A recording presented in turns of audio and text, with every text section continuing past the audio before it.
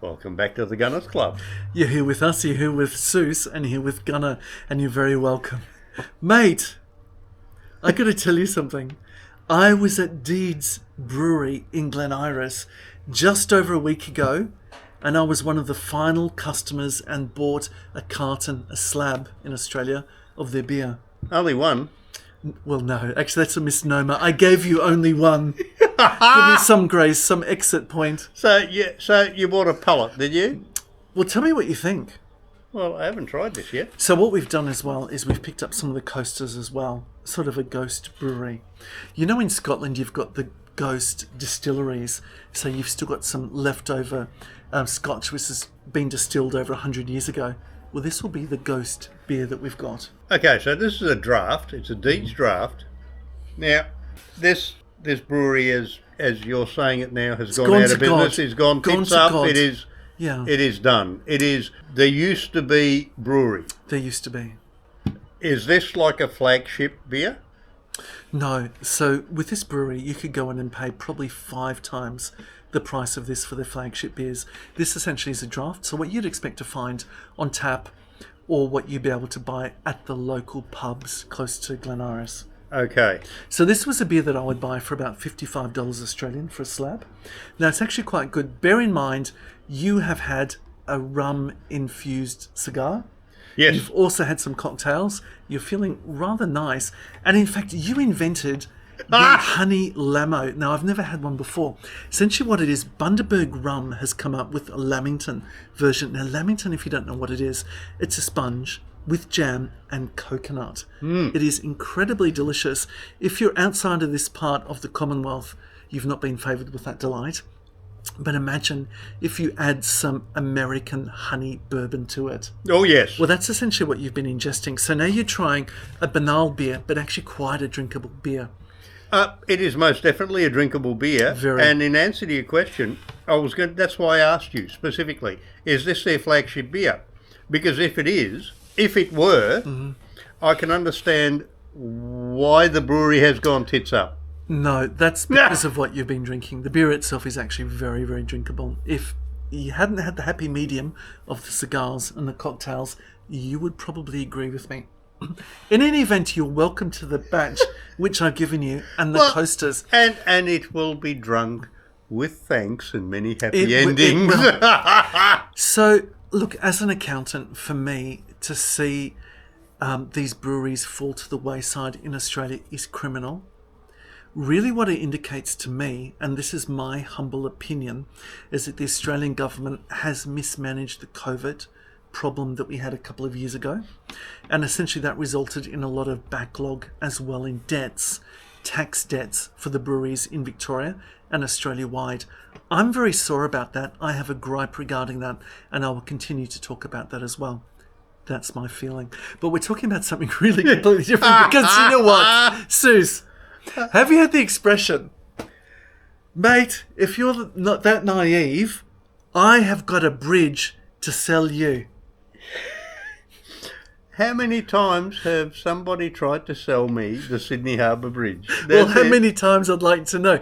Because apparently there was a chap in Brooklyn, right, New York way, who managed to sell the Brooklyn Bridge no less than twice per week.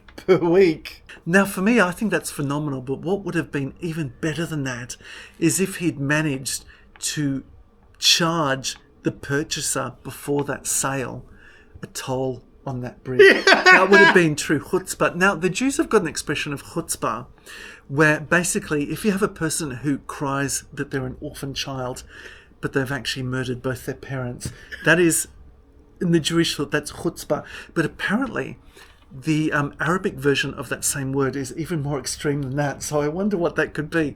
But to sell the Brooklyn Bridge twice and to be able to charge someone a toll on it, I think would be fantastic. But apparently, police in New York City did stop one of the purchasers who was busy erecting a toll booth in the middle of the bridge. After he thought he bought it. After he thought he bought it. Yeah, and I could just imagine what a shareholders meeting would be like for the people who had got shares in the Brooklyn Bridge. Now, the reason I bring this up is good friend of mine, shall remain nameless, but has a name very similar to a Nintendo character in most of Nintendo's flagship games. Something similar to Mario or Dario. Okay. Has requested I do a video on this. Now, this is not investment advice. We're having a couple of beers. We are entertaining you, I hope, so stick through to the end. Yeah. Great investment ideas. I'm not advocating this, okay? Imagine buying in a currency which is so far removed geographically, economically, and in terms of ideals from where you actually live. Let's toss up a random currency like the Iraqi dinar. Hang on, did somebody suggest this to you? Yeah, so a friend of mine who has a name unrelated, of course, to a Nintendo character, suggested that I talk about this, so in fact I will. This is not investment advice. Let's talk about Iraq, the Republic of Iraq. A country which relies on 95% of its external earnings being from petrol. That's rather a lot. That's quite weighted. You've got nothing and you've got 100%. It's sort of venturing off to this side, wouldn't you it's say? oil, in other words. Yeah. It's weighting to the 100% side, isn't it? 95%. And they control, or they have the reserves of about 11%, 1/9 of the world's petroleum. That's quite extreme. Yeah, it's quite a lot. So some people would say that's a great reason for investing in an economy that has that resource. Okay, but what if I were to say that people who are buying petroleum are not purchasing it with Iraqi dinars? They're actually purchasing it with US dollars. Would it make a lot of difference if they held that much petroleum, if they in fact were not purchasing it with Iraqi dinars? See, there's a thing called a market, and there's a thing called the supply and the demand, and there's a thing called the intersection of those two, where a price is determined. Well, there's a number of people in recent history who have tried to go away or to move sideways from the petrodollar. Yes, yeah. They have not come to a good ending, Look, as it I hasn't recall. ended very well for Putin. I understand the Iraqi government is looking, the Republic is looking at doing that as well. Hasn't yet happened. Look, my suggestion, and this is for entertainment purposes only, is that your fiscal fistful of used onces would do better service to you in the garter of a pole dancer, no less. In what denomination specifically? Well, look, I wouldn't mind if she's Catholic or Protestant. If you please. Now, for entertainment purposes, let me have a little bit of a walkthrough with you as to why I've come to this ill-considered conception of my idea. Okay. Generally, when you purchase a currency, it's a currency that you've heard of before. It has some geographical relevance to you. For example, us living in Melbourne, we're talking about going one day to the wineries of New Zealand, right? Going to Marlborough and just, really giving it a serve. Okay. Or outside of Auckland at Waiheke Island and trying your Pinots again because they're just godsend. Would make sense for me to buy New Zealand dollars because I know I'm close enough by and I'm going to use them one day. So, living on these shores, why in fact would I want to purchase Iraqi dinars? Why would anyone want to purchase the Iraqi dinar? Well, here's the thing. If a currency is of such a low value that you think for a couple of $100, $1,000, maybe even a little bit more, you in fact might strike it rich because there'll be a considerable appreciation. That's the reason why you can afford to lose it. A pole dancing club as well, can't you? And come out with a result. And, well, a hell of a lot more of a happy ending. Perhaps. Well, let the table not dance upon its own. So, there's that one thing. You're not geographically or culturally related. You have no actual need or foreseeable reason to have that currency. Second thing is this. Okay, if let's say I came into $100,000 inheritance, for example, I would put that against my mortgage. The reason I do that is effectively that there's tax reasons for it. Look, I don't know where you are in the world, so I can't give you tax advice, but effectively what I'm doing is I'm offsetting the interest charge that I would ordinarily pay. Yeah. That would make a lot of sense. That makes a lot of sense. For anybody, right? Rather than put it into some sort of speculation, I know, in fact, what's going to happen as a result of that. The other thing I want to say to you is this.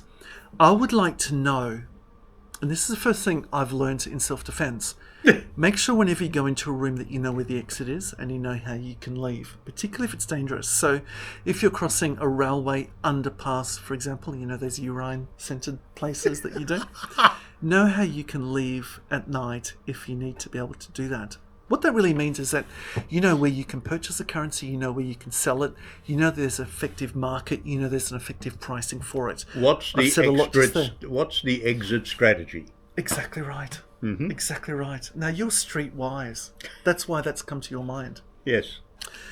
You're streetwise too, if you're watching us. So that's what you want to know.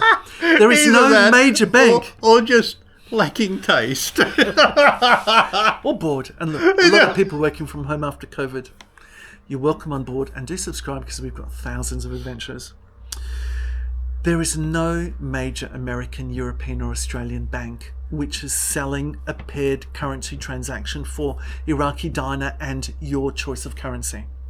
What that means is you're relying on, and this is for entertainment purposes only, Uncle Saddam to import a sports bag full of Iraqi dinars into your country, and effectively you are going to purchase those and you're going to receive them in paper money, not in an electronic portfolio, in paper money. The late Uncle Saddam? Now, if you really do want to research the history of the currency, you can go in and look at the pre-Saddam dinars. You can look at the Swiss dinars. There's a lot behind it. For entertainment purposes, I'm not going to go into that, but you're right. You're 100% right in saying that.